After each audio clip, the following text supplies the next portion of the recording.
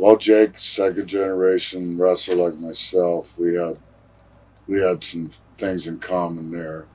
I like Jake personally. I like him as a person. I mean, he's got some hang-ups and some problems, but I like him as a person. I think he's fun to be around. How about Don Morocco? Oh, same. And that era was when we were all back together around staying in Newark over by the airport. You know, I had some fond memories. Morocco was just crazy, but I mean, a good crazy. Great guy, great friggin' worker. He was just, you know, I actually almost idolized Morocco. Was the money good at the time? Yeah. I know it was good because we got paid cash every night. Wow. We had cash coming out our ears.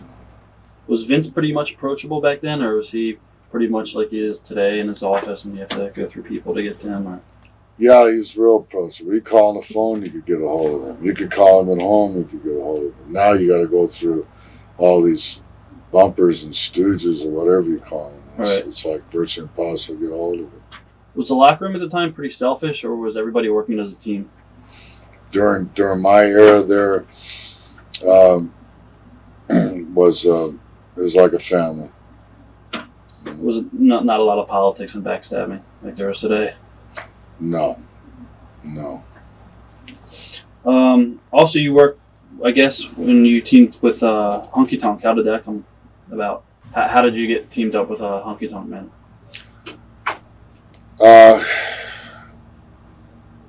I think because, well, we both had the same manager. Right. Because when I did the split with Brutus, and then I was wrestling against Brutus, I went back with Jimmy Hart. So Jimmy Hart at the time was more or less wrapped up with Honky Tonk Man. So a lot of times they would put us in tag teams, and then they came up with a rhythm blues deal, and they, for about 6-8 months, they kept asking me to dye my hair, and I didn't want to do it. That was one of my questions. Were you guys dyeing your hair black? For like 8 months, I fought those suckers off, and then Jimmy Hart comes in and he goes, "Come on, it's only hair.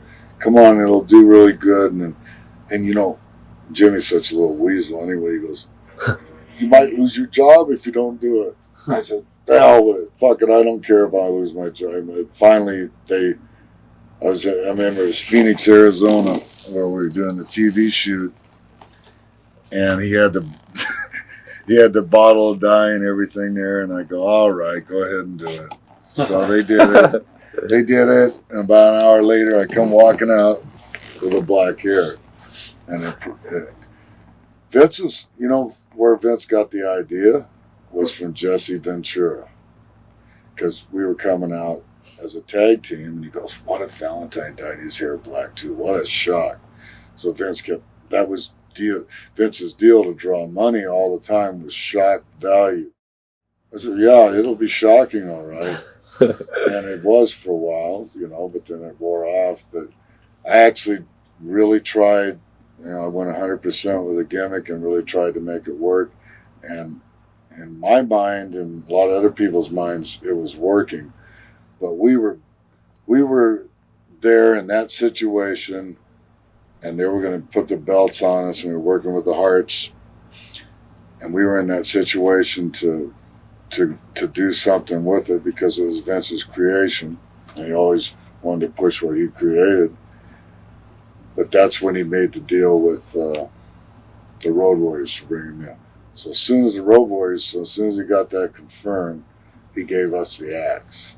And he put Honky in the announcing booth and sent me to Japan and said, "Well, you're still going to be under contract WWF, but we're going to send you to Japan."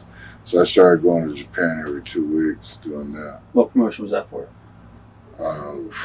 New Japan. No, I'm sorry. Tenryu. Yeah, SWS. It was Tenryu. And so I was going over there like 4 times a month for about 6 months for a while. Now, when you worked with the Hart Foundation, did you realize, or did you think Bret would go on to be a huge star? No. That surprised the hell out of me. because, and nothing, you know, Bret's a good talent and everything like that, but, you know, compared to certain guys that really hit a super high level like Hogan or Ultimate Warrior or something, there wasn't,